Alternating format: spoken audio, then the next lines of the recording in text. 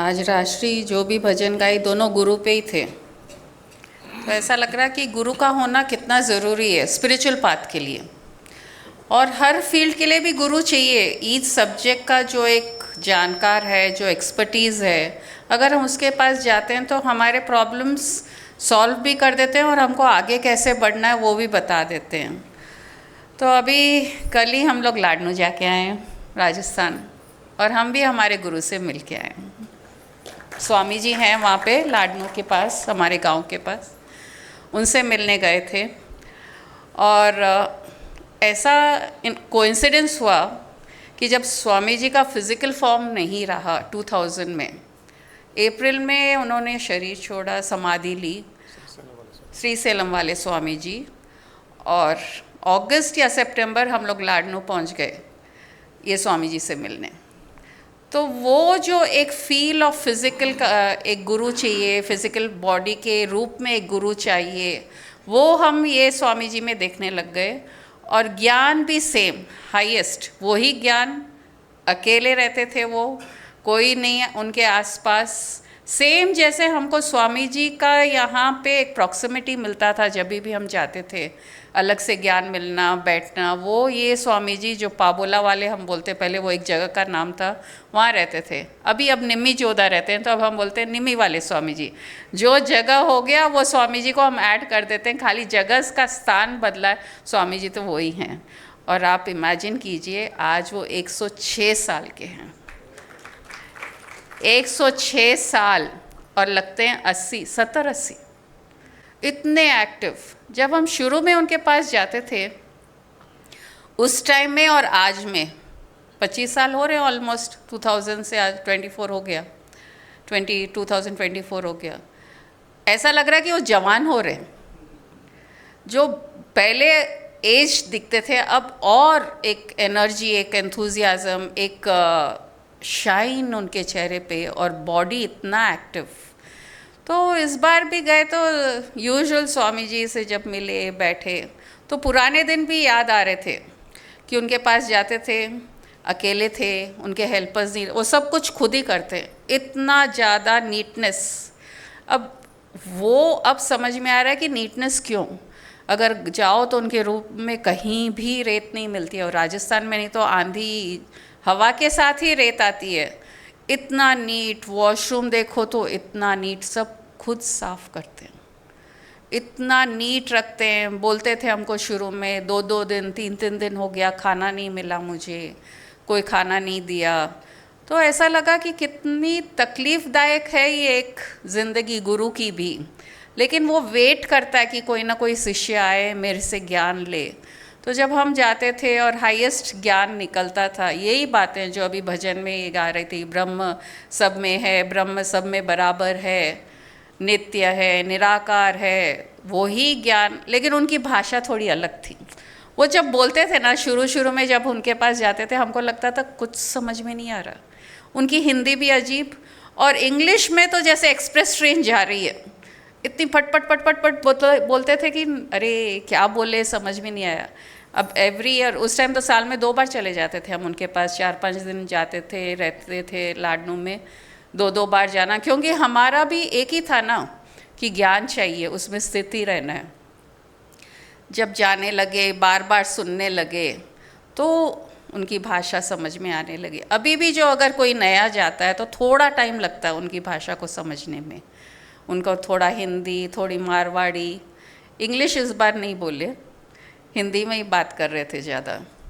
तो उनका जो एक हेल्थ का वेलबींग मैं देख रही हूँ, 20 साल से 25 साल हो रहे हैं, इतने एक्टिव। और हमको चाय पिलाते थे खुद बना के, इतनी बड़ी ग्लास फुल, इतना पीना है, ना नहीं कर सकते। नहीं स्वामी जी हमको आदत नहीं है, इतना आदत नहीं है, फिर एक और ग्लास भर के देते, अब 2 ग्लास पी। जो चीज़ की आदत नहीं है उसका डबल करना है। और इतना टेस्टी रहता था वो चाय, तो बोलते थे ये चाय नहीं, मेरी चाह है। और ये वेदर, हम ठंड में जाते थे तो चाह भी मिला उनका, ठंड के वेदर में उसमें इतनी जड़ी बूटियाँ डालते थे वो काढ़ा टाइप, लेकिन चाय का फ्लेवर। तो तो बोलते ये है वेदर में तुम लोग हेल्दी रहोगे, क्योंकि तुम लोग गर्म जगह से आए हो, तो ये पियोगे तो अच्छा रहेगा। तो इस बार सब पिए हैं, जो ग्रुप गया था। थोड़े लोगों को लेके गए क्योंकि वहाँ फैसिलिटीज़ उतने नहीं हैं, और हेल्थ के बारे में तो ऐसा लग रहा है कि उनसे सीखना चाहिए।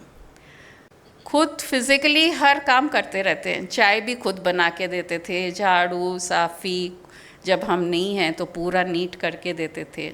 चाय हम लोग बोलते थे हम हेल्प कर देंगे, नहीं नहीं बैठो मैं बना के देता हूँ। ग्लास भी नहीं लाने देते, किचन के अंदर भी नहीं, मैं बना के देता हूँ ना।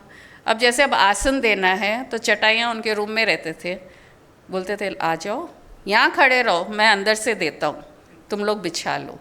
तो एक एंथुजियाज़म भी और एक फिज़िकली एक्टिव रहना। तो फिज़िकली एक्टिव रहे तो 106 साल पा लिए। तो बॉडी को एक्टिविटी में रखना बहुत ज़्यादा ज़रूरी है। आज के ज़माने में हम लोग लेज़ी हो जाते हैं, बैठे रहते हैं। तो आज के ज़माने में हम योगा कर लो, झाड़ू पोंछा नहीं करना है मत करो, योगा कर लो, वॉकिंग कर लो, कुछ भी कर लो, लेकिन हेल्दी रहने के लिए फ़िज़िकल एक्टिविटी ज़रूरी है। जब हम शुरू में जाते थे उस टाइम गुरुजी कुछ भी एक्टिविटी वैसे शुरू नहीं किए, क्या करते हो तुम? मैं कुछ नहीं करता, काम कर काम कर, एक ही बात बोलते थे। तब फिर उसके बाद एक जगह फ्लैट में एक छोटा फ्लैट लेके वहाँ पे योगा सिखाना, वहाँ पे ज्ञान शेयर करना। तो वो उनकी प्रेरणा थी कि काम करना ज़रूरी है, जब तक ये शरीर है काम करते रहना पड़ेगा। तो हेल्थ के में वो वैसे हमको दिखाए। और मेंटल वेल्थ उनका तो लाजवाब। आज भी जब हम 2-3 दिन वहाँ थे, फुल इतने श्लोक, इतने शास्त्र के रेफरेंस, कहीं भी ऐसा नहीं है कि कुछ भूले हैं क्या। ये एज में हम तो आधी चीज़ें भूल जाते हैं, बराबर बात भी नहीं कर पाते हैं, लेकिन उनका जो ज्ञान निकलता था एकदम हाईएस्ट। और हम इमेजिन नहीं कर पाते हैं कि 106 साल में इतना हम वेल रेड रह सकते हैं क्या, सब बात कर सकते हैं क्या। कोई भी क्वेश्चन पूछ रहा है तो इमीडिएट उसका आंसर भी, क्वेश्चन समझना, एक बार नहीं समझ में आया तो वापस रिपीट करने के लिए बोलते थे और उसके अप्रोप्रिएट आंसर देते थे। तो उनका मेंटल हेल्थ भी लाजवाब। अरे श्लोक, एक कुछ क्वेश्चन पूछा 10 श्लोक उसके ऊपर, शास्त्र का कुछ पूछो तो उसमें शास्त्र का रेफरेंस, उसमें ऐसा था, इसमें ऐसा है। भगवद गीता, महाभारत, रामायण, सब का, पंजाबियों का गुरु ग्रंथ साहिब से भी रेफरेंस देते हैं। हर शास्त्र उनका पढ़ा हुआ। और इमोशनल वो भी देखने को मिला, भावनात्मक। अभी कुत्ते पाल के रखे हैं, पहले कुत्ते नहीं थे उनके पास। अब उनका आश्रम, उनका आदत है छोटा एक कमरा लेते हैं जो भी गांव में जाते हैं, फिर धीरे धीरे बाउंड्री बढ़ा के 2 कमरे कर लेते हैं, 3 कमरे कर लेते हैं। और अभी इस बार गए तो फिर नया, वहाँ भी वो नहीं रुक रहे हैं कि मेरा एक कमरा है तो बस है। इस बार पूरा टाइल्ड था, पक्का था। तो एवरी ईयर जब हम जाते हैं कुछ ना कुछ नया एडिशन कंस्ट्रक्शन में भी, और वो खड़े रह के करवाते हैं। पानी भी वहाँ नहीं है, पूरा उसको छान के एक्टिविटी, मतलब कुछ ना कुछ करते रहना। तो फिज़िकल एक्टिविटी, मेंटल एक्टिविटी और भावना से तो वो भी परे। अभी एक लंगूर आ गया उनके आश्रम में 2 महीने से, उसको भी रोटी देना, उसको रोटी देना, उसको खाना देना। कुत्ते हैं तो उनको रोटी देना। और कह रहे थे कि रात को कभी 10 बजे कोई आ जाता है, रात चलते, मेन रोड पे ही है उनका, हाईवे पे है। तो अब वो भूखा है तो मैं मेरी रोटियां, मेरे लिए अगर खाना रखा हुआ है और वो उस टाइम आ जाता है तो उसको दे देता हूँ, मैं भूखा रह जाता हूँ उसको दे देता हूँ। तो इतनी करुणा, इतनी भावना कि मैं सबकी, जो भी मेरे पास आया है उसकी सेवा करूँ। ये तीनों चीज़ और स्पिरिचुअलिटी तो उनका अल्टीमेट है ही। ये ज्ञान जब हम जाते थे, शेयर होता था, तो ऐसा लगता है वाह, हमको ज्ञान में स्थित रखने के लिए उनके पास जाना भी बहुत अच्छा लगता है, क्योंकि नया नया एंगल देते हैं वो। अभी इस बार बहुत ज़्यादा स्ट्राइक कर रहा था मेरे को। गुरुर्ब्रह्मा गुरुर्विष्णुः गुरुर्देवो महेश्वरः गुरुसाक्षात् परब्रह्म तस्मै श्री सद्गुरुवे नमः। विद्यामूलं गुरुपदं ध्यानमूलं गुरोर्मूर्तिः मोक्षमूलं गुरोर्वाक्यं तस्मै श्री सद्गुरुवे नमः। तो समझा रहे थे, 2 बार गए इस बार, कि गुरु विष्णु, गुरु ब्रह्मा, गुरु शिव, लेकिन वो तुमको क्या हेल्प करेंगे? शिव क्या हेल्प करेगा? विष्णु क्या हेल्प करेगा? ब्रह्मा क्या हेल्प? साक्षात गुरु। आज तुम लोग हो और तुमको साक्षात गुरु मिल गया, वही तुम्हारी बेड़ा पार कर सकता है। और मोक्ष गुरु कृपा से हो सकता है। मैं यहाँ पे गई, मोक्ष मूलम गुरुम वाक्यम, वो बार बार ये कह रहे थे कि मोक्ष अगर चाहिए तो गुरु कृपा से ही मिल सकता है, नहीं तो नहीं। तो जब साक्षात गुरु है तो उनका ज्ञान सुनना, उनके प्रॉक्सिमिटी में जाना, उनके साथ रहना। वहाँ भी उन्होंने एक पॉइंट ये भी कहा कि जब तुम लोग आते हो, तुम मेरे से मिलते हो, मेरे एक्शंस देखते हो। मैं जैसे कुत्ते को बोलता हूँ कि रोटी खिला दो, बंदर आया तो उसको रोटी खिला, तो मेरा जो तरीका है, मेरा जो व्यवहार है, तुम लोग जब देखोगे तो तुम लोग भी अपनाओ। कोई गरीब आ गया, कोई भूखा आ गया, तो जितनी कैपेसिटी है हेल्प करो। और स्वामी जी भी याद आ गए जो बोले, अगर आपके पास कैपेबिलिटी नहीं है कोई को हेल्प करने की, फिज़िकली या मॉनेटरी, भावना से तो कर लो। और ये सेम बात इस बार ये स्वामी जी, निमी वाले स्वामी जी भी कह दिए। तो हर चीज़ रिपीट हो रहा था, वापस रीअफर्म हो रहा था ज्ञान। और एक और टेक अवे जो इस बार था, वहाँ पे उनका एक कुत्ता था, बाबू नाम था उसका, काला, एकदम काला। हम जहाँ बैठते थे, उनका एक वरांडा था और एक वॉल था। जिस तरफ हम बैठते थे शायद वो उसका जगह, वो स्थान होगा, जब हम नहीं हैं तो वो वहाँ बैठा रहता होगा वरांडा पे। अब हम लोग आ गए, इतना बड़ा ग्रुप, वो बैठे हुए हैं, वो बीच में आना चाहता उसके जगह के लिए। और जैसे ही आता, कोई का ध्यान जो कुत्ते में इंटरेस्टेड नहीं है, in the sense Swami ji क्या बोल रहे हैं उन पे ध्यान है, सिर्फ उन पे ही नज़र है। वो कुत्ता क्या कर रहा, कहाँ से आ रहा, ध्यान ही नहीं जा रहा। 1-2 जने थे कुत्ते से डर रहे थे, और वो कुत्ता उनके पास ही जा रहा था, वो बाबू उनके पास ही जाके बैठ रहा था। और 1-2-3 जने थे, क्योंकि ये एरिया उसका था, वो उसको फुसलाते थे, वो उसको प्यार कर रहे थे।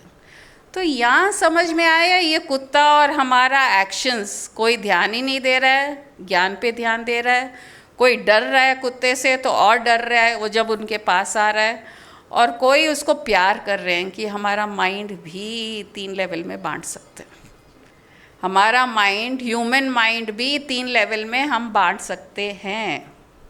एक कि ध्यान ही मत दो कि क्या हो रहा है क्या नहीं हो रहा है, उस अहम ब्रह्मास्मि, उस कॉन्शियसनेस, उस ब्रह्म के बारे में ही चिंतन मनन करो। और जो थॉट्स आ रहे हैं उस पे ध्यान मत दो।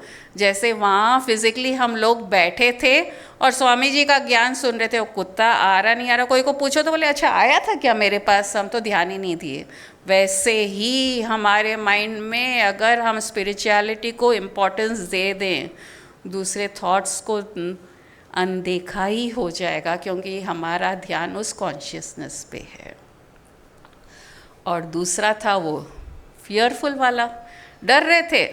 और ये देख रही थी मैं, क्योंकि वो उसके जगह पे ही शायद मैं बैठी थी, मेरे कुर्सी के नीचे से भी आ रहा था, निकल के बाहर आ रहा था। और जो डर रही थी वो सामने बैठी हुई थी, वो नेक्स्ट डे दूसरे जगह बैठी, फिर भी उसके पास चला गया। तो बोली देखो, डर को खींच रहा है, वो डर रही है तो और उसके पास जा रहा है वो कुत्ता। तो यहाँ भी ये समझ में आया कि कुत्ता अपने भाषा में बोल नहीं पाता है, कि इसलिए जा रहा है कि अरे डरो मत, मैं कुछ नहीं करने वाला हूँ। लेकिन हम और डर के अरे जा, उसको भगा रहे हैं। वो बोल रहा है मेरे से डरने की ज़रूरत नहीं है, लेकिन जो डरता है उसको वो भाषा समझ में नहीं आती है। तो वैसे ही हमारे माइंड में अगर नेगेटिव थॉट्स हैं, फियर के थॉट्स हैं, एंग्जाइटी के थॉट्स हैं, वो और आते हैं ना, ज़्यादा आते हैं हमारे पास, क्योंकि हम डर रहे हैं तो डर के थॉट्स और आ रहे हैं, एंग्जाइटी के थॉट्स हैं तो वो ज़्यादा आ रहे हैं हमारे पास। तो एंग्जाइटी की भाषा बोलेगा ना, अरे एंग्जाइटी बोलता है कि डरो मत, मैं ध्यान रख लूँगा, लेकिन हम और एंग्शियस हो जाते हैं क्योंकि हम सोचते हैं कि वो हमारा नुकसान करने वाला है। फियर भी हम सोचते हैं अरे हमको नुकसान करना है, हमारा कुछ ना कुछ गड़बड़ होगा, तो फियर भी हमको समझा रहा है ज़्यादा आके कि डरो मत, डरो मत, लेकिन हम वो भाषा नहीं समझ पाते हैं और डरने लग जाते हैं। तो ये हो गया दूसरा टाइप ऑफ माइंड जिसके थॉट्स फियरफुल होते हैं। और थर्ड वाला जो प्रेम करते हैं, कुत्ता आया पास में, उसको फुसला रहे हैं, उसको प्यार कर रहे हैं, तो यहाँ जब वो फुसलाता तो और बैठा हुआ है, शांत बैठा हुआ है। तो यहाँ ये आया कि माइंड में जब अच्छे थॉट्स आए, पॉजिटिव थॉट्स आए, तो उसको प्रेम करो ना, उसको और अट्रैक्ट करो, उसको फुसलाओ, ओ थैंक यू। अगर फॉरगिवनेस के आ रहे हैं तो उसको ग्रैटिट्यूड के थॉट्स को ग्रैटिट्यूड ऑफर करो, उसको प्रेम करो, तो हमारे थॉट्स जो पॉजिटिव हैं वो और बढ़ते जाएंगे। तो ये लेसन बहुत अच्छा लगा इस बार, ये कुत्ते को देख के 2 दिन देख रही थी कि वो डर रहे हैं तो उनसे और नज़दीक जा रहा है, और जो प्यार कर रहे हैं तो उनके पास जाके बैठ जा रहा है। और अब बहुत जने थे जो ज्ञान में इतने स्थित हो रहे थे स्वामी जी से जब चल रहा था वार्तालाप, कि उनका ध्यान कुत्ते पे था ही नहीं। और अगर लगा, स्वामी जी को लगता था, निम्मी वाले स्वामी जी को लगता था कि अब ये ज़्यादा ही डिस्टर्ब कर रहा है, बोलते थे यार इधर आके बैठ जा, और फिर भी गड़बड़ करता, डंडा दिखाते थे उसको, भाग भाग यहाँ से। तो वैसे ही हम माइंड को, अगर कोई थॉट्स हमको ज़्यादा तकलीफ़ दे रहा है तो या तो शांत बैठ जा भाई, माइंड थॉट्स को बोलता है शांत बैठ जा, और अगर शांत नहीं बैठता है तो भगा दो वो थॉट्स को, डंडा दिखा के उसको भगा दो। तो ये जो अभी हमारा 3 दिन का वहाँ था, तो ये एक अलग तरह का एक और हाईएस्ट ज्ञान निकलता है उनके पास। यही हम जो यहाँ बात करते हैं वही अलग अलग तरीके से, उनका शास्त्र बेस ज़्यादा है, हम सुनते हैं वो ज्ञान को और एंजॉय करते हैं। तो उनसे यही लगा कि हेल्दी रहने के लिए कुछ ना कुछ काम करते रहिए, बॉडी के मूवमेंट्स करते रहिए, और मेंटल के लिए भी कुछ ना कुछ अच्छे थॉट्स, निधि ध्यासन, ताकि हमारा मेंटल जो थॉट प्रोसेस है एज होते ही वीक ना हो जाए, हम भूलने ना लग जाए। और जो भजन गाते हैं, ऐसी मीठी आवाज़, इतनी करुणा और भावना वो भजन में, और इतने लंबे लंबे भजन, एक वर्ड नहीं भूलते। यहाँ तो हम सब देखते रहते हैं कि कौन सा लाइन आएगा, अब इसको गाना है, वहाँ तो कोई रेफरेंस नहीं, कंटिन्यूस, सांस भी नहीं फूलती है उनकी, इतने हाई टोन में गाते हैं और सांस भी नहीं फूलती है। तो ये सब हमको एक सीख मिल रही है कि अगर लाइफ 106 तक जीना है तो उनको फॉलो करना चाहिए विथ स्पिरिचुअलिटी एडेड।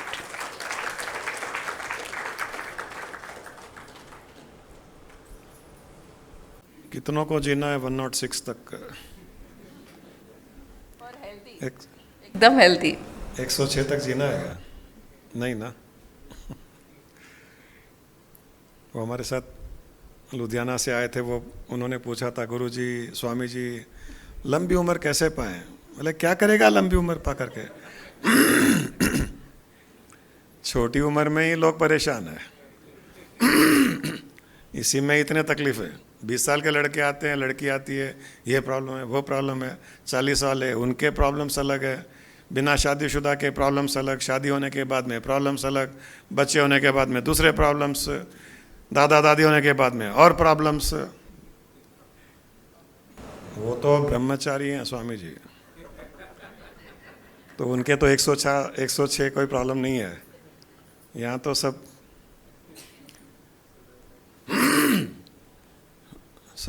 स्वर्ग के अधिकारी हैं।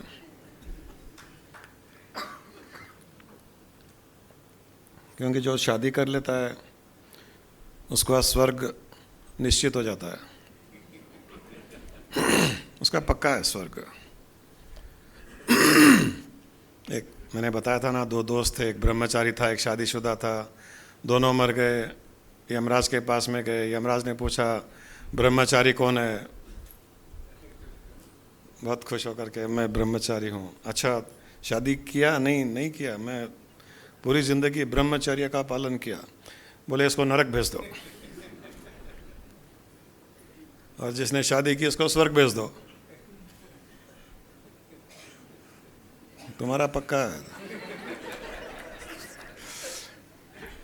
तो उसने प्रोटेस्ट किया, ये क्या है, मैं सारी ज़िंदगी ब्रह्मचर्य का पालन किया और मुझे नरक भेज रहे हो? मैं तो स्वर्ग की इच्छा से ब्रह्मचर्य पालन किया। बोले तुमने स्वर्ग भोग लिया है धरती पर, अब नरक को टेस्ट करो। इसने नरक भोगा है, इसको स्वर्ग भोगने दो। तो सब स्वर्ग वाले ही है ना मोस्टली। तो दो हाथ उठाना पड़ेगा जिसको स्वर्ग जाना है। किशोर एक ही जाएगा। वो किसी पत्नी ने कहा हस्बैंड को, सत्संग में स्वामी जी ने बोला, गुरु जी ने बोला जिसको स्वर्ग जाना है दो हाथ उठाओ।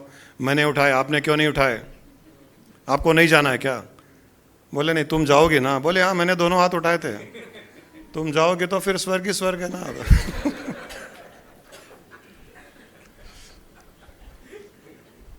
कोठारी जी बहुत हंस रहे आज।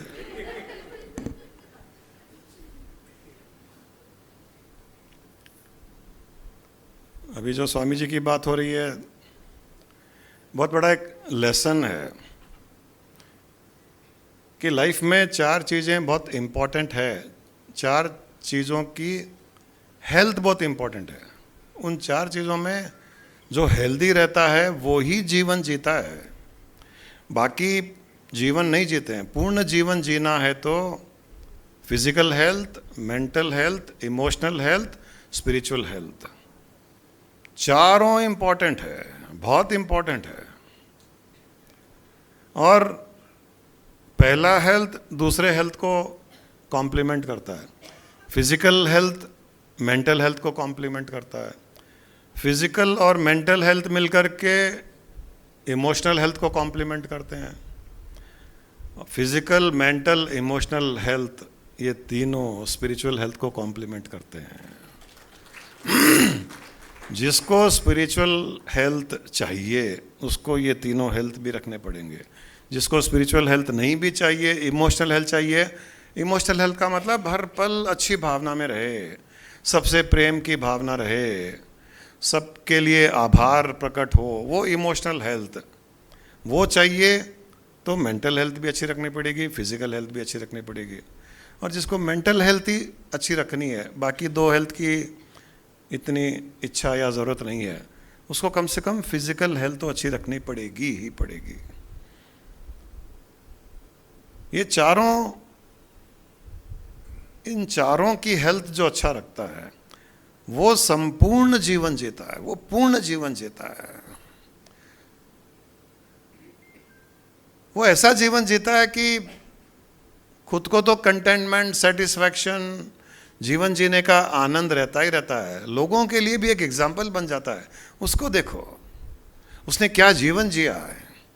हेल्थ कभी भी अच्छी रही, मेंटली इतना स्ट्रांग रहा, पॉजिटिव रहा, सबसे प्यार करता था, इमोशनल हेल्थ, और कभी भी मिलो तो ज्ञान की बात, ब्रह्म की बात, आत्मा की बात, परमात्मा की बात।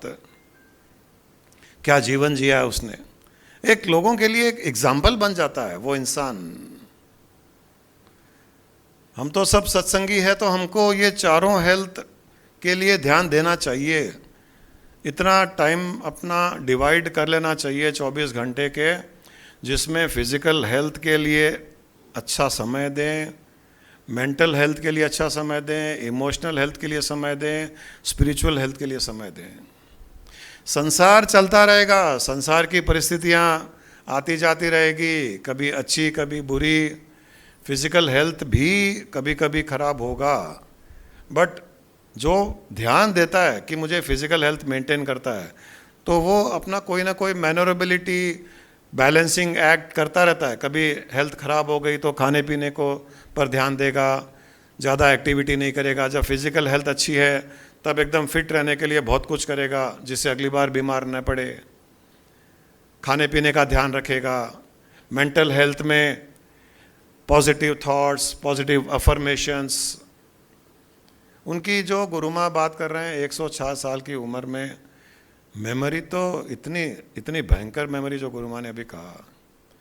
यहाँ तो 40 साल के 50 साल के, गुरु जी आजकल मेमोरी बहुत वीक हो गई, नाम ही याद नहीं रहता है, क्या खाया याद नहीं है, हर चीज़ में फ़ोन में देखना पड़ता है, बहुत मेमोरी ख़राब हो रही है। 50 साल की उम्र में ही मेमोरी ख़राब हो रही है क्योंकि ब्रेन सेल्स डैमेज हो जा रहे हैं।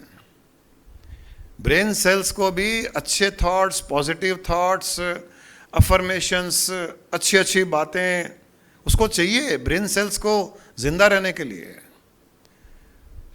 एंजाइटी में ब्रेन सेल्स मरते हैं, गुस्से में ब्रेन सेल्स मरते हैं, फियरफुल थॉट्स में ब्रेन सेल्स मरते हैं। क्योंकि फियर केवल हम ये सोचते हैं कि मुझे फियरफुल थॉट्स आते हैं। किसको आते हैं फियरफुल थॉट्स? किसको एंजाइटी आती है? बॉडी के 100 ट्रिलियन सेल्स को फियरफुल थॉट्स आते हैं। एक थॉट पूरे सेल्स को थॉट देता है, तो सारे थॉट्स फियरफुल हो जाते हैं, सारे सेल्स फियरफुल हो जाते हैं। ब्रेन, सबसे पहले ब्रेन के सेल्स फियरफुल होंगे। अब वो ब्रेन के सेल्स जो नए पैदा हुए हैं, अभी ब्रेन में भी सेल्स पैदा होते रहते हैं, उनकी लाइफ साइकिल होती है, फिर मर जाते हैं। जब गुस्सा आता है तो जो नए पैदा हुए ब्रेन सेल्स हैं वो उस गुस्से को सहन नहीं कर पाते, मर जाते हैं। फियरफुल थॉट्स आते हैं, डर के आते हैं, घबराने के आते हैं, नेगेटिव थॉट्स आते हैं, तो वहाँ पर जो नए सेल्स हैं, जो बच्चे हैं सेल्स के छोटे छोटे, वो सहन नहीं कर पाते, वो मर जाते हैं। इसके कारण, ये फियर के कारण, नेगेटिव थॉट्स के कारण, एंजाइटी के कारण ब्रेन के सेल्स धीरे धीरे मरने लगते हैं। और सबसे पहले उसका रिजल्ट ये होता है कि मेमोरी लॉस होनी शुरू होती है। वो सबसे पहला हमको इंडिकेट करता है कि तुम्हारे सेल्स मर रहे हैं। और ब्रेन के सेल्स मरते जाएंगे तो बॉडी के सेल्स भी साथ साथ मरेंगे, क्योंकि खाली ब्रेन के सेल नहीं मरते हैं। एक ब्रेन का सेल मरेगा तो मिलियंस ऑफ बॉडी के सेल्स को मारता है वो, क्योंकि 100 ट्रिलियन सेल्स को ऑपरेट कौन कर रहा है? ऑपरेट तो ब्रेन सेल कर रहा है। ब्रेन के सेल्स ही 100 ट्रिलियन सेल्स को ऑपरेट कर रहे हैं, उनको संभाल के चल रहे हैं। तो वहाँ पर थोड़े सेल्स मरेंगे तो बॉडी के भी थोड़े सेल्स मरेंगे, वहाँ और मरेंगे, बॉडी के सेल्स और मरेंगे, तो बॉडी वीक होती जाएगी, कोई बीमारी आएगी, कैंसर हो जाएगा, लम्स हो जाएंगे, कुछ ना कुछ एसिडिटी हो जाएगी, शुगर हो जाएगी, बीपी हो जाएगा, कुछ ना कुछ ये बीमारियाँ आएगी। बॉडी में स्टिफनेस बढ़ जाएगी, हड्डियाँ स्टिफ हो जाएगी, बेंड नहीं कर पाएंगे। इसके लिए मेंटल हेल्थ भी बहुत ज़रूरी है फिजिकल हेल्थ के लिए। अब हम रिवर्स भी जा सकते हैं, जैसे अभी कहा कि फिजिकल हेल्थ अच्छी रखो तो मेंटल हेल्थ अच्छी रहेगी, मेंटल हेल्थ अच्छी रखो तो इमोशनल हेल्थ अच्छी रहेगी, इमोशनल हेल्थ अच्छी रखो तो स्पिरिचुअल हेल्थ अच्छी रहेगी। या रिवर्स ऑर्डर भी काम करता है। स्पिरिचुअल हेल्थ अच्छी रखो, हाईएस्ट ब्रह्म भाव, आत्मिक भाव, चेतना का भाव, परमात्मा का भाव, हर किसी में कॉन्शियसनेस देखने का भाव, हर वस्तु में कॉन्शियसनेस देखने का भाव, ये स्पिरिचुअल हेल्थ है। हर पल निधि ध्यान के द्वारा हर पल इस भाव को मेंटेन करना है। जब ये भाव रहेगा तो वो इमोशनल हेल्थ को हेल्प करेगा। लोअर लेवल, ऊपर अच्छा रहेगा तो नीचे का अपने आप ही अच्छा होना पड़ेगा। अब वो जब हर किसी में वो ब्रह्म देखेगा, हर किसी में वो आत्मा देखेगा, हर किसी में चेतना देखेगा, हर किसी में कॉन्शियसनेस का भाव रखेगा, तो ऑब्वियसली हर किसी से प्रेम भी करेगा, हर किसी के सामने झुकेगा, हर किसी से क्षमा याचना करेगा, क्योंकि उसमें वो अपने आप को देख रहा है, स्वयं को देख रहा है, खुद का रिफ्लेक्शन देख रहा है। जब सब में वो ब्रह्म भाव, सब में चेतन भाव, सर्वम ब्रह्मम का भाव, तो उसमें वो कठोर ईगो, फॉल्स प्राइड, ये सब नहीं रह पाएगा। वो झुकेगा, वो प्यार करेगा, हर वो कुछ करेगा जो सामने वाले इंसान को, जीव को, वस्तुओं को खुशी दे सके। तो उससे इमोशनल हेल्थ अच्छी रहेगी, स्पिरिचुअल हेल्थ अच्छी रहेगी, इमोशनल हेल्थ अच्छी रहेगी। तो ये दोनों मिलकर के मेंटल हेल्थ को भी अच्छा रखेंगे। उसकी इच्छा रहेगी, इससे बात करो, अरे श्रीनिवास तुम कैसे हो, कोठारी जी कैसे हो, विनोद तुम्हारी सगाई हो गई, लड़की का नाम क्या है। उसकी इच्छा है, क्योंकि अभी इसकी विनोद की सगाई हुई है। अब इसको कोई पूछेगा तुम्हारी फियांसी का नाम क्या है, खाली फियांसी का नाम नहीं बोलेगा, बहुत कुछ बोलेगा। फियांसी का नाम ये है, लंबी है, ऐसी है, वैसी है, वहाँ की है, ये पढ़ी हुई है, वो पढ़ी हुई है। जूम पे ही हमको बहुत कुछ बोल रहा था। मेरी शादी, हमने खाली इतना ही पूछा फियांसी का नाम क्या है, शादी तक पहुंच गया। ऑटोमेटिकली हम हर किसी से वो बात करना चाहेंगे जो उसको खुशी दे, पॉजिटिव बात करना चाहेंगे, उनके नाम लेना चाहेंगे, क्या कर रहा है, क्या नहीं कर रहा है। हमारा कोई इन्वॉल्वमेंट का इंटरेस्ट नहीं है कि उसके मैटर में इन्वॉल्व हो जाएं, वो हमारा इंटरेस्ट नहीं है। इन्वॉल्व होना भी नहीं चाहिए। हमको किसी के भी जीवन में इन्वॉल्व नहीं होना चाहिए, बट इन्फॉर्म्ड रह सकते हैं। Be informed, not involved. Informed रहने का तरीका ये होता है कि सामने वाले को खुशी देता है। अभी बलदवा जी आए, क्या बलदवा जी कैसे हो, शादी कैसी रही, साउथ अमेरिका गए, कैसा रहा ट्रिप। उनको पूछो, आधा घंटा प्रवचन दे देंगे। अच्छा लगेगा ना शेयर करने में, हाँ मेरी नाती की शादी थी, मेरे पोते की थी, ऐसा था वैसा था, किसी को भी अच्छा लगेगा। हम जब इन्फॉर्म्ड होना चाहते हैं तो हम सामने वाले को खुशी देते हैं। हमारा मकसद केवल यही है कि उसको खुशी देना, उसमें जजमेंट करने का नहीं है। केवल खुशी देने के लिए हम इन्फॉर्म रहना चाह रहे हैं, और इन्वॉल्व नहीं होंगे तो वो इन्फॉर्मेशन आएगी, वो डिलीट भी हो जाएगी, फिर भूल जाएंगे हम। और वो भी नहीं चाहते कि याद रखे, कोई नहीं चाहता है। उसने अपनी शेयरिंग कर ली, बता दी, बात कर ली, समझा दी, हम भी सुन लिए, खुश हो गए, बहुत अच्छा लगा, स्माइल आई, ग्लो आया, उनको अच्छा लगा। Be informed, not involved. और इन्फॉर्म्ड रहने के लिए कुछ ना कुछ तो पूछना पड़ेगा, बात करना पड़ेगा। ये भी एक अच्छा तरीका है मेंटल हेल्थ रखने का, क्योंकि हर जीव से प्यार करना है, हर जीव को याद करना है, हर जीव को कुछ पॉजिटिविटी देना है या उससे लेना है। मेंटल हेल्थ के लिए बहुत ज़रूरी है। इसके लिए हम कहते भी हैं लोगों को कि ग्रुप में कुछ ना कुछ शेयर करो, खाली प्रणाम प्रणाम प्रणाम प्रणाम प्रणाम, उससे मेंटल हेल्थ खराब हो जाएगी। पढ़ने वाला बोर, लिखने वाला तो कॉपी पेस्ट कर रहा है, और उसके 50 ग्रुप होंगे, वो सब ग्रुप में एक ही।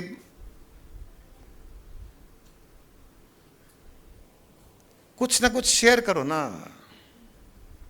जो अभी जो स्वामी जी की बात कर रहे थे, वो लोग जो मंदिर जाते हैं उनको कहते हैं जा माथा फोड़ ले। माथा फोड़ ले मतलब उस भगवान का माथा फोड़। तो क्या करेगा वहाँ जाके, कुछ ना कुछ मांगेगा, नारियल फोड़ेगा, लेकिन तुझको पूछेगा क्या तू कैसा है, क्या कर रहा है, खाया कि नहीं खाया, तेरी तबीयत कैसी है, माता पिता कैसे हैं, पूछेगा क्या? नहीं पूछेगा। तू एज्यूम कर सकता है कि वो सबका ध्यान रख रहे हैं, लेकिन बातचीत तो भी करना पड़ेगा ना। Human beings are social animals. हमको चाहिए कोई ना कोई, क्योंकि हमको हमारी इंद्रियां ऐसी हमको मिली है कि ब्रेन है, मुंह है, कान है, आंख है, हम सब इंद्रियों को यूज़ करने वाले जीव हैं। हम सोशल एनिमल्स हैं। आप 4 दिन हाथ को हिलाइए मत, 4 दिन एक जगह बैठे रहिए, आपका पाँव स्टिफ हो जाएगा, हाथ स्टिफ हो जाएगा, उंगलियां ऐसे के ऐसे रखिए, मुड़ेगी नहीं 5वें दिन। We have to use everything which is given to us. तो वो स्वामी जी कहते हैं कि चेतन के पास जा। भगवान के पास जाना है, चला जा, माथा टेक ले, चेतन के पास जा। चेतन के पास जा मतलब जो गुरु चेतना से भरा हुआ है, जो लाइफ फोर्स से भरा हुआ है, जो प्राण से भरा हुआ है, जो भावना से भरा हुआ है, जो प्रेम से भरा हुआ है, जो निष्काम प्रेम से भरा हुआ है, जो निस्वार्थ प्रेम करता है, उसके पास जा, देख मजा आएगा। पूछेगा तू कौन है, कहाँ से आया, क्या करता है, खाएगा पिएगा, उनको कोई मतलब नहीं है खाया पिया नहीं खाया पिया, लेकिन तुमको मतलब है ना, उनको मतलब नहीं है, तुमको मतलब है। वो वही काम करता है जो तुमको मतलब है। हर गुरु जो अच्छा गुरु होगा वो यही बात करेगा जो तुमको अच्छा लगता है, तो उसके पास जा, उसके पास जाएगा, कुछ बातचीत करेगा, कुछ सुनाएगा, कुछ समझेगा। इससे ये कारण है जो स्वामी जी की मेंटल हेल्थ अच्छी है। वो इतना बात करते हैं, 2-2 घंटे तक बात कर सकते हैं। मैं भी वही कोशिश कर रहा हूँ। और इस बार उन्होंने एक बात कही जो मैंने भी कई बार कही है लोगों को, कि जो सत्संग करते हैं, हम आश्रम में समागम करते हैं, कोई कभी जूम करते हैं, कभी कुछ करते हैं, या ग्रुप्स है वहाँ पर एक्टिव है, क्वेश्चन आंसर्स होते हैं, ये सब हम हमारे लिए करते हैं। ये हमारे लिए करते हैं, हम हमारी स्टेट को मेंटेन करने के लिए करते हैं। ये करने के प्रोसेस में दूसरे को फायदा होता है, बहुत अच्छी बात है, लेकिन करते हैं हमारे लिए। और यही बात उन्होंने इस बार कही कि मैं जो भी कहता हूँ करता हूँ, इससे मेरा निश्चय पक्का होता है, मेरा सब्जेक्ट रिवाइव होता है बार बार बार बार। ये कितनी बड़ी बात है ये, कि कोई संत कोई गुरु ये नहीं कह रहा है कि मैंने सारा जीवन तुम्हारे लिए समर्पित कर दिया, वो ये नहीं कर रहे हैं, मैं मेरे लिए समर्पित किया हूँ। हाँ, तुमको इससे फ़ायदा होता है तो मुझे बहुत खुशी होती है। हम सत्संग में भी बात कर रहे हैं तो हमारा सब्जेक्ट रिवाइव हो रहा है। और इसके लिए हम शब्दों से नहीं कहते होंगे, लेकिन हमारे लिए, हमारे मन में जो कोई सत्संग में आता है उसके लिए बहुत ग्रैटिट्यूड ऑफर होता है, बहुत आभार प्रकट होता है हर जीव के लिए जो सत्संग में आता है, क्योंकि उसके कारण हमारे भीतर का सब्जेक्ट हमारे लिए रिवाइव हो रहा है। तो आप लोग हमारी हेल्प कर रहे हो, हम आपकी हेल्प कर रहे हैं या नहीं कर रहे हैं वो पता नहीं है, आप हमारी हेल्प तो ज़रूर कर रहे हो। यहाँ बैठे हो, माइक है, स्पीकर है, हम कुछ बोल रहे हैं, आप कुछ सुन रहे हो, तो जब कोई अच्छे कान सुनने वाले मिलते हैं तो बोलने वाले को अच्छा लगता है। तो जब बोलने वाले को अच्छा लगता है तो उसके ब्रेन सेल्स और एक्टिव हो जाते हैं, ये भी बोल ले, ये भी बोल, ये भी बोल, ये भी बोल। अभी गुरु माँ ने स्वामी जी के बारे में बोला, फिर कुत्ते के बारे में बोल दिया, कुत्ते से भी लेसन ले लिया। ये ब्रेन सेल्स को एक्टिव रखने के लिए बहुत इंपॉर्टेंट है। और एक्टिव हम अच्छी बात करके कर रहे हैं ना। कुत्ते से एक कुत्ता है, कुत्ता था, ऐसा था, वैसा था, वो थोड़ी बोले हैं, कुत्ते ने ऐसे ऐसे किया और उससे हमको लाइफ लेसन ऐसे ऐसे मिली। कितनी बड़ी बात है, कितने ब्रेन सेल्स एक्टिव हो गए। ब्रेन सेल्स को अच्छा लगता है, जब अच्छी बात करते हैं तो ब्रेन सेल्स एक्टिव हो जाते हैं, ग्लो करते हैं, खुश होते हैं, अंदर पार्टी करते हैं कि आज बड़ा मजा आया। सत्संग is a party for brain cells. सुनने वाले के ब्रेन सेल्स भी पार्टी करते हैं, बोलने वाले के ब्रेन सेल्स भी पार्टी करते हैं। ये बेसिकली ये पब है, ये स्पिरिचुअल पब है, कोई डरने की जरूरत नहीं है। स्पिरिचुअल पब है, स्पिरिचुअल स्पा है, स्पिरिचुअल योगा स्टूडियो है। केवल कोई फिजिकल योगा स्टूडियो, कोई खाली ड्रिंक करना, डांस करना, वही पब नहीं है। ये भी वैसा ही है, लेकिन यहाँ हमारे ब्रेन सेल्स एक्टिव है, हमारे स्पिरिचुअल हेल्थ अच्छी होती है, हमारा इमोशनल हेल्थ अच्छा होता है, हमारा मेंटल हेल्थ अच्छा होता है, हमारी फिजिकल हेल्थ भी अच्छी होती है। कितने लोग हैं शेयर करते हैं, गुरुजी आज तबीयत ठीक नहीं थी, सत्संग में आना मुश्किल हो रहा था, या कोई हेडेक था, लेकिन सत्संग में आए तबीयत भी ठीक लग रही है, हेडेक भी गायब हो गया। तो यहाँ पर तो हेल्थ मिलती है ना। अपने जब अच्छी बात करते हैं तो, स्पिरिचुअल बात करते हैं तो ऑटोमेटिकली वहाँ से हेल्दी लाइफ फोर्स वाटरफॉल के जैसे नीचे गिरता है। स्पिरिचुअल बातों से लेकर के, माइंड को टच कर करके, इमोशंस को टच करते हुए, फिजिकल को भी टच कर करके, फिजिकल हेल्थ भी क्रिएट करता है, मेंटल हेल्थ क्रिएट करता है, इमोशनल हेल्थ क्रिएट करता है। कितने फ़ायदे हैं। जीवन जीना हो, संपूर्ण जीवन, इन चारों हेल्थ की इक्वली इम्पोर्टेंस रखनी चाहिए। फिजिकली हेल्दी नहीं है तो स्पिरिचुअल नहीं हो पाओगे, मेंटल हेल्थ नहीं है तो फिजिकली कुछ नहीं कर पाओगे, इमोशनल हेल्दी नहीं हो तो माइंड बिना मतलब का खुरापाती का काम करेगा, उल्टी सीधी बातें करेगा, जो पसंद नहीं है वो बातें करेगा, खुद को दुखी करेगा, दूसरों को दुखी करेगा, यही काम करेगा वो। हमने तो अपने जीवन में ये चारों हेल्थ का ध्यान रखते हुए ही जीवन जिया है अब तक, आगे भी ऐसा ही होगा, आगे भी ऐसा ही होगा। जीवन जीने का सुख इन चारों में ही है। एक भी मिस हो जाएगा ना, इसमें से एक हेल्थ भी मिस हो जाएगा, बाकी तीनों हेल्थ पे उसका असर पड़ेगा।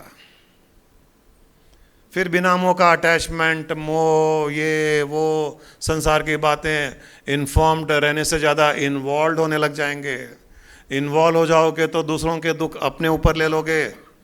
जब जब हम किसी के जीवन में इन्वॉल्व होते हैं, इन्फॉर्म्ड नहीं, इन्फॉर्म में प्रॉब्लम नहीं है, इन्फॉर्म तो यहाँ से सुना यहाँ से निकाल दिया, लेकिन यहाँ से सुना यहाँ से नहीं निकला और नीचे उतर गया, वो हो गया इन्वॉल्व्ड। जब किसी के जीवन में इन्वॉल्व होते हैं तो दूसरों के कर्म हम उनके साथ में, अपने कर्मों के साथ में जोड़ करके अपने कर्मों को बढ़ा लेते हैं। आप किसी के जीवन में भी इन्वॉल्व हो जाइए, आपके प्रारब्ध कर्म बढ़ते जाएंगे। खाली इन्फॉर्म्ड रहो, इन्वॉल्व नहीं रहो, आपके प्रारब्ध कर्म नहीं बढ़ेंगे।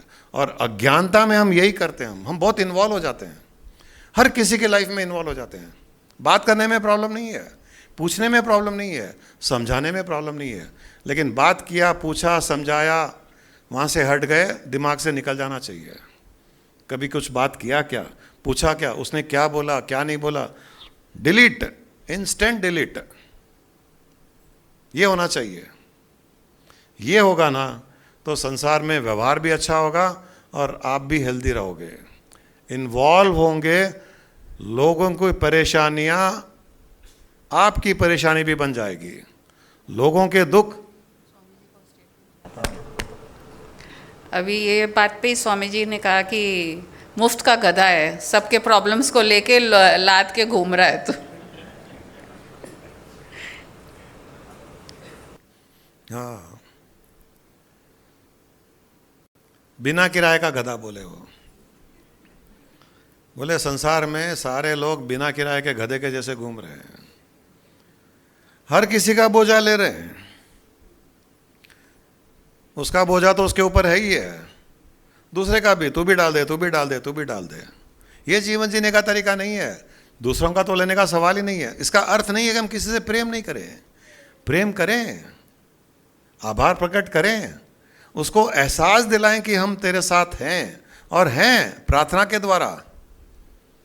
लेकिन किसी की बीमारी हो गई, उसके बारे में सुना, अरे यार ऐसे अपने को बीमारी हो जाएगी तो क्या होगा, अपने को कौन देखेगा, अपने को कौन संभालेगा, अपना ध्यान कौन रखेगा, अपने को कौन खिलाएगा, अपने को कौन पिलाएगा, शुरू इन्वॉल्व होना शुरू। किसी का लॉस हो गया, इनकम टैक्स रेट आ गया, कुछ और कुछ हो गया, चोरी हो गई, डकैती हो गई, साइबर क्राइम हो गया, उसके बैंक से 1 करोड़ निकल गए, अरे यार अपना क्या होगा, ध्यान दो, अपने भी कल के दिन बैंक से पैसे निकल जाएंगे, साइबर क्राइम से ये हो जाएगा, वो हो जाएगा। अब दूसरों के कर्म हम अपने ऊपर ले रहे हैं, और ये सब होने वाले हैं। बीमारी भी होगी, बैंक से पैसे भी जाएंगे, चोरियां होगी, एक्सीडेंट होगा, सब होगा, क्योंकि दूसरों के कर्म आपने अपने ऊपर ले लिए। कॉपी पेस्ट होता रहता है, कॉपी पेस्ट होता रहता है। हमको ये कॉपी पेस्ट, ये ह्यूमन नेचर से ही ये मोबाइल फ़ोन कंप्यूटर बने हैं। हमको पहले नहीं पता ना कॉपी पेस्ट क्या होता है, लेकिन हम कर रहे थे, दूसरों के कर्मों को कॉपी पेस्ट कर रहे थे। बिल गेट्स को पता चल गया, अच्छा ये तरीका अच्छा है, तो उसने भी फ़ोन में भी कॉपी पेस्ट कर दिया, कंप्यूटर में कॉपी पेस्ट का सिस्टम कर दिया, यहाँ कॉपी करो, यहाँ पेस्ट कर दो, यहाँ कॉपी करो, यहाँ पेस्ट कर दो। हम फ़ोन में कॉपी, कोई मैसेज को कॉपी करते हैं, दूसरे जगह टैप करो, सबसे पहले आएगा पेस्ट करूं क्या सबसे पहले यही आएगा कि पेश कर दूं क्या, और अनजाने में हम कर देते हैं, तो कर दे भाई, इसके कर्म मेरे पेश कर दे, इसके कर्म मेरे ऊपर पेश कर दे, ये करते जा रहे हैं। Don't get involve in anybody's life but remain informed. ये बहुत इवॉल्व स्टेट है, ये आसान नहीं है, मैं क्वेश्चन कर सकता हूं। और जो इवॉल्व स्टेट में नहीं है वो इन्फॉर्म्ड भी कम रहे तो अच्छा है, ये भी और एक तरीका है। कोई ज़रूरी नहीं है हर किसी के पास जाओ, हर किसी से बात करो, क्या कर रहा है, क्या हो रहा है, घर में कैसे हैं, माँ बाप कैसे हैं, सास ससुर कहते हैं, कितना झगड़ा हो रहा है, कितना नहीं हो रहा है, कितना कमाई कर रहे हो, कितना लॉस कर रहे हो, कितनी बीमारी हुई। ज़रूरत नहीं है, हम कर रहे हैं, हमको फ़र्क नहीं पड़ रहा है, आप करोगे तो फ़र्क पड़ जाएगा, तो दूर रहो। हम बिचिंग करते तो भी फ़र्क नहीं पड़ता है, गॉसिप करते तो फ़र्क नहीं पड़ता है, 5 मिनट के बाद में भूल जाते हैं किसकी गॉसिप की। आप गॉसिप करोगे तो 10 दिन तक याद रहेगा, बोलोगे छोड़ना यार अपने को क्या करना है। 2 लेडीज़ 2 घंटे तक किसी के बारे में बात करते करते करते 2 घंटे के बाद में छोड़ना अपने को क्या करना है। फिर जब दूसरे से मिलते हैं ना, वही बात शुरू होती है, फिर वही गॉसिप उसके साथ शुरू होकर 2 घंटे तक गॉसिप करके छोड़ना अपने को क्या करना है। फिर वो तीसरी वाली फंस जाती है, वो और किसी के पास जाके वही बात करती है। ये अच्छा बनाया भगवान ने, एक मायाजाल फैला दिया है, बात भी कर लिया और छोड़ना अपने को क्या करना है। एक्चुअली ये अच्छा तरीका है अगर मेंटली हमने ये कर लिया कि छोड़ना माइंड अपने को क्या करना है। माइंड को बोलो छोड़ना माइंड अपने को क्या करना है, तो छोड़ देगा। लोगों को कह रहे हैं, माइंड को कहिए अपने को क्या करना है और उसको रिलीज कर दो कॉस्मॉस में। तो जो लोग इन्वॉल्व हो जाते हैं, उनकी नेचर है इन्वॉल्व होना, वो कम से कम इन्फॉर्म्ड रखें अपने आप को। शुरू में इतना कर लो कि ज़ीरो इन्फॉर्म्ड रहो, न कोई न्यूज़पेपर पढ़ना, न एकता कपूर के टीवी सीरियल देखना, न कोई सास बहू की सीरियल देखना, न किसी की गॉसिप सुनना। कोई बोले तो भी नहीं भाई मेरा इंटरेस्ट नहीं है, मेरा हेडेक हो रहा है, मैं फ़ोन करती हूँ बाद में, फ़ोन करता हूँ। खाली करती हूँ बोलेंगे तो लेडीज़ बोलेंगे खाली हम ही गॉसिप करते हैं क्या। आदमी भी बहुत गॉसिप करते हैं, उनके सब्जेक्ट अलग होते हैं, इनके सब्जेक्ट अलग होते हैं। आप साधारण लोगों के फैमिली से करते होगे, ये पुतिन की, वो ट्रंप की, वो बिल गेट्स की, उसकी डिवोर्स की, उसकी डिवोर्स की, बिजनेस की, वो सब ज़्यादा करते होंगे, करते तो हैं। अगर वो माइंड में चलता है तो मत कीजिए, सिंपल। माइंड में अगर चलता है किसी की बात सुनने से तो कान के पर्दे को बंद कर लीजिए, नहीं सुनना है। कोई ना कोई बहाना कर लीजिए, मैं बाद में बात करता हूँ, बाद में बात करती हूँ, फ़ोन करती हूँ, मैसेज कर देती हूँ, उस टाइम करेंगे, और सामने वाला भी भूल जाता है। बट जितना भी इन्फॉर्म्ड है उसमें इन्वॉल्व नहीं होना। ये चारों धर्म बहुत इम्पॉर्टेंट है, चारों हेल्थ बहुत इम्पॉर्टेंट है, फिजिकल, मेंटल, इमोशनल और स्पिरिचुअल। लाइफ में बहुत काम आएंगे और लाइफ के बाद में भी काम आएंगे। ये सारी तैयारी अभी तो सुख शांति से जीने के लिए है, लेकिन इस जीवन के साथ एक सत्य और भी है ना, एक सत्य और भी है। अभी तो जीवन चल रहा है, ये सत्य है। आज जो चल रहा है, आज जो हम बात कर रहे हैं, आज जो खा रहे हैं, ये सत्य है। कल जिंदा रहेंगे, वो भी सत्य है। ये जीवन चल रहा है, ये सत्य है। लेकिन जिस जीवन के साथ में एक और सत्य है जो इनएविटेबल है, जो डिसाइडेड है, जो होगा ही होगा, वो है मृत्यु। जीवन का सबसे बड़ा सत्य है मृत्यु। ये जो 4 हेल्थ की बात हुई है, फिजिकल, मेंटल, इमोशनल और स्पिरिचुअल, ये इस सत्य को जीवन जब तक चल रहा है बहुत सुख शांति से, हारमोनियसली, संभाव के साथ में, प्रेम के साथ में, खुशी के साथ में, सक्सेस के साथ में जीवन जियोगे अगर इन चारों की हेल्थ अच्छी रखोगे तो। फिजिकली बहुत इम्पॉर्टेंट है सक्सेस के लिए, मेंटली बहुत इम्पॉर्टेंट है, इवन वर्ल्डली सक्सेस के लिए। हम अगर वर्ल्डली सक्सेस और स्पिरिचुअल सक्सेस की भी बात करें, वर्ल्डली सक्सेस के लिए भी कोई जॉब कर रहा है, कोई बिजनेस कर रहा है, कुछ ना कुछ तो कोई ना कोई कर ही रहा है। उस मेटीरियलिस्टिक सक्सेस के लिए भी ये चारों हेल्थ बहुत इंपॉर्टेंट है।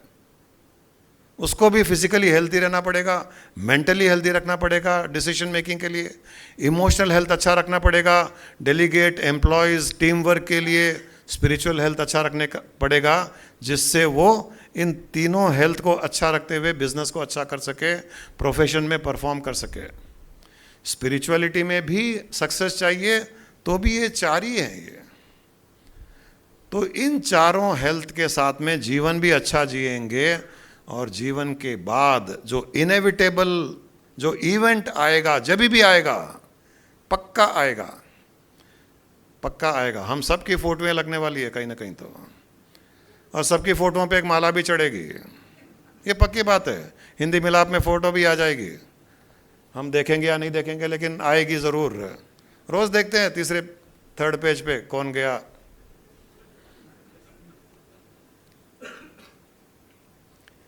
उसकी तैयारी कौन करेगा?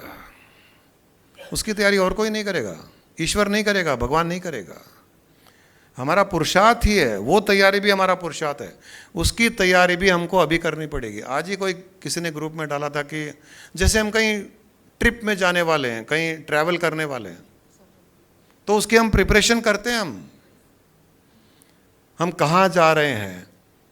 कश्मीर जा रहे हैं, गर्म कपड़े, कितने दिन रहेंगे उसके हिसाब से कितने कपड़े चाहिए। ऐसे नहीं है ऐसे हैंगर से कपड़े निकाले सूटकेस में भरे, नहीं है। केरला जा रहे हैं, बीच पे जा रहे हैं तो दूसरे कपड़े, शॉर्ट्स होंगे, टी शर्ट होंगे।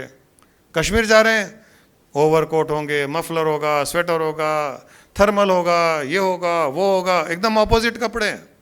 जहाँ जा रहे हो उसके हिसाब से तैयारी करोगे। नरक में जाना हो तो उसकी तैयारी करो, रोज़ गुस्सा करो, गालियाँ दो, इसको दुख दो, उसको दुख दो, इसको रुलाओ, उसको रुलाओ, नहीं करना चाहिए ना। बीच पे जा रहे हो तो बीच की तैयारी करो ना, प्रॉब्लम क्या है। और शायद अनजाने में कर भी रहे होंगे। जाने की इच्छा कश्मीर है लेकिन पैकिंग कर रहे हो शॉर्ट्स की, टी शर्ट्स की, बीच वाली। अरे स्वर्ग जाना है तो स्वर्ग की तैयारी करो, नरक की तैयारी क्यों कर रहे हो? अनजाने में नरक की तैयारी करते हैं। गुस्सा किया, चिढ़ा, ब्लेम किया। जो जीवन में गलत हो रहा है हमारे ही कर्मों के कारण हो रहा है और किसी का कोई रोल नहीं है, तो ब्लेम क्यों? कुछ हमारे हिसाब से काम नहीं हुआ, हमारे प्रारब्ध कर्मों के कारण नहीं हुआ, गुस्सा क्यों? इरिटेशन क्यों? चिढ़ना क्यों? चिल्लाना क्यों? दुश्मनी क्यों? किसी ने धोखा दिया, दुश्मनी क्यों? धोखा दिया क्योंकि आपने पूर्व जन्म में उसको धोखा दिया। आपका ही कर्म आपको परिणाम दे रहा है। दूसरे को ब्लेम करना, दूसरे के साथ दुश्मनी करना क्यों? गलत हो गया। लेकिन ये करने से कर्म की पैकिंग, नरक की पैकिंग हो रही है, नरक की पैकिंग हो रही है। नुकसान हो गया, किसी ने धोखा दिया, और ये अगर ज्ञान है कि मैंने इसको धोखा दिया होगा कभी ना कभी, वरना ये मुझे धोखा क्यों देगा? किसको क्या करना है? ये और किसी को धोखा देगा। मुझे धोखा दिया है मतलब इसका और मेरा कोई ना कोई कर्मों का संबंध रहा हुआ है। मुझे याद न भी होगा, इस जन्म में नहीं होगा, पूरा जन्म में होगा, लेकिन ये कर्मों का संबंध है। हे ईश्वर, मुझे माफ़ करना, मैंने इसको धोखा दिया था। उस इंसान से क्षमा याचना करना चाहिए कि मैंने कभी ना कभी धोखा दिया होगा, इसलिए तुझने मुझे धोखा दिया है। मेरे मन में तेरे प्रति कोई दुश्मनी नहीं, मैं तुझको ब्लेम भी नहीं करता। ये स्वर्ग की तैयारी है। नरक रूपी परिस्थिति में भी स्वर्ग की तैयारी की जा सकती है। नरक रूपी परिस्थिति में, ये ध्यान देने की बात है। परिस्थिति नरक रूपी है, परिस्थिति दुख देने वाली है, परिस्थिति तकलीफ देने वाली है, परिस्थिति लो फील कराने वाली है, परिस्थिति डिप्रेस करने वाली है, डिसअपॉइंट करने वाली है, रुलाने वाली है परिस्थिति। चलिए है, इसका कुछ नहीं कर सकते आप, क्योंकि जो परिस्थिति क्रिएट हो गई उसका बीज तो कहीं ना कहीं हमने बोया है। तो परिस्थिति रुलाने वाली है, रोइए मत, रोएंगे तो नरक में जाओगे, ब्लेम करोगे नरक में जाओगे। रुलाने वाली परिस्थिति है, स्माइल कीजिए, थैंक यू कीजिए, ग्रेटिट्यूड ऑफर कीजिए कि आपने मेरे कर्मों का परिणाम मुझे दे दिया है, thank you very much. Sorry बोलिए कि आपको तकलीफ हुई मेरे कर्मों का परिणाम मुझे देने के लिए, उसके लिए सॉरी। ये स्वर्ग जाने की पैकिंग है। 2 सूटकेस हैं आपके पास में, ये ध्यान रख लीजिए। आज का टेक अवे यही है, घर जाकर के 2 सूटकेस रखिए, एक में नरक एक में स्वर्ग, और अपने बेडरूम में रखिए सामने, रोज दिखना चाहिए, रोज ये सूटकेस दिखने चाहिए, और रोज खोल के देखिए कि किस में ज़्यादा कपड़े भर रहे हो। जिस दिन गुस्सा किया एक कपड़ा नरक वाले में डाल दो, दुश्मनी का भाव आया नरक में डाल दो, आभार प्रकट हुआ स्वर्ग वाले में डाल दो ओवरकोट, क्योंकि वहां स्वर्ग में थोड़ी ठंडी रहेगी, चिल रहेगा, स्नोफॉल रहेगा। तो स्वेटर ले जाना मत भूलना, थर्मल ले जाना, मफलर ले जाना, या पूरे वो फटे पुराने वो जीन्स, वो फटे पुराने टी शर्ट्स गंदे, वो सब नरक वाले में डालते जाओ। सही कह रहा हूँ, अगर ये प्रैक्टिस किया ना आप, 1 महीने में आपका व्यवहार ट्रांसफॉर्म्ड हो जाएगा, एक नए इंसान बन के आओगे। हम खाली मेंटली सोच रहे हैं, करके देखिए। जब कोई चीज़ फिजिकली करते हैं ना, उसका इम्पैक्ट और ज़्यादा होता है। ये तो अभी एक रिवील हो गया है, मैंने सोच के नहीं आया था, लेकिन मैं डेफिनेटली कह सकता हूँ कि अगर ऐसे 2 सूटकेस वहाँ अपने रूम में रख लिए, उसके ऊपर ये नरक की पैकिंग और ये स्वर्ग की पैकिंग, और जब जब कुछ गुस्सा आया, गलत भावना आई, दुश्मनी आई, द्वेष भावना आई, किसी के लिए और किसी प्रकार की नीचा दिखाने की, एक कपड़ा डालिए उसमें नरक की पैकिंग। और जब जब आभार प्रकट हुआ, क्षमा याचना, किसी के सामने झुकने की, गलती न होते हुए भी माफ़ी मांगने की इच्छा हुई, उसको खिलाया, उसको पिलाया, तो स्वर्ग वाले में डालिए। और हर 2-4 दिन से खोल के देखिए, गिन लीजिए कितने कपड़े बीच वाले हैं, कितने कश्मीर वाले हैं, और उसको फिर बैलेंस करके 1 महीने के बाद में ऐसा होना चाहिए कि नरक वाली सूटकेस में कोई कपड़ा नहीं है, खाली पड़ा एकदम, और स्वर्ग वाला भर गया। तब आपको पता चल जाएगा कि अपनी यात्रा कहाँ है, अपनी ट्रैवल किस तरफ है। तब जब शरीर छूटेगा, जब वो इवेंट आएगा मरने वाला, तब ये चारों हेल्थ, फिजिकल, मेंटल, इमोशनल और स्पिरिचुअल हेल्थ के साथ में जब मरोगे तो मरने का भी मज़ा आएगा। जितना मज़ा जीने का आया उससे ज़्यादा मरने का मज़ा आएगा, और मरने का मज़ा आना चाहिए। मतलब नेचुरल डेथ की बात हो रही है, लटकने के वाला नहीं। इसके लिए संतों ने कहा है ना, सब जग डर पे मरण से, मेरे मरण आनंद, कब मरिए कब भेंटिए पूर्ण परमानंद। कब इच्छा होगी ईश्वर की मुझे मेरे प्राण निकाल ले, वो इवेंट तो पूर्ण परमानंद वाला है, क्योंकि अब ईश्वर से मुलाकात होने वाला है, अब साक्षात्कार होने वाला है। अरे इसी के लिए तो जीवन जिया था, इसी के लिए तो जीवन जिया था, और वो इवेंट आ गया। मरने से डरने की जरूरत नहीं है, मरने में भी एक्साइटमेंट, लेकिन ईश्वर के विधान के अंतर्गत मरने वाला एक्साइटमेंट है। डर करके, थक कर करके, दुखी होकर के, डिप्रेस होकर के, वो तो नरक जाएगा, वो पक्का नरक जाएगा, क्योंकि वो भाग रहा है, वो यहां से भाग रहा है। और संत का मरना मतलब ईश्वर से भेंट करना हो गया। चलो संसारिक लोगों से भेंट कर लिया, दोस्तों से कर लिया, परिवार से कर लिया, माँ बाप से कर लिया, बच्चों से कर लिया, इनसे तो कर ही लिया, अब उससे करना है जिसके लिए इतने साल जिया था, उससे भेंट करना है, उसकी एक्साइटमेंट होनी चाहिए। तो इन चारों हेल्थ को मेंटेन करने के लिए जीवन जिए, और उस इवेंट की तैयारी भी ये physical health, mental health, emotional health और स्पिरिचुअल हेल्थ को मेंटेन करने से ही ये तो अच्छा बीतेगा, और वो इवेंट भी बहुत सुंदर होगा वो।